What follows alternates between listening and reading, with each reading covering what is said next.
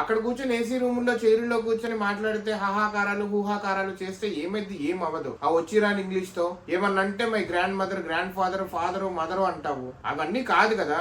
Then you don't know like what are the basics of Bharat అనేది నీకు తెలియకపోతే ఎట్లా? ఎవరో ఫ్యాన్సీ ప్రెజెంటేషన్ తీసుకొచ్చేస్తే రీవాలిడేట్ చేయాలి, చెప్పాలి, అరే బాబు ఇందులో తప్పులు ఉన్నాయి, ఇవి కరెక్ట్ అనేది. You need to be a strong politician, a strong candidate in your party. తప్పులు నువ్వు చెప్పగలగాలి. ప్రధానికి మమ్మీ సోనియా మమ్మీ అంటే ఎలా?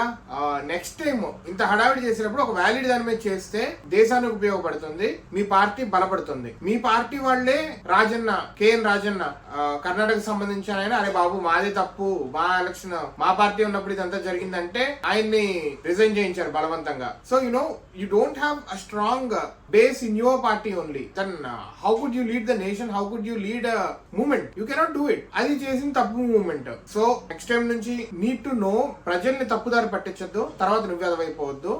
స్ట్రాంగ్ పాయింట్స్ మీద అండ్ బేస్ నేర్చుకో, దాని మీద సబ్జెక్ట్ నేర్చుకో. That will be really helpful to you and your party.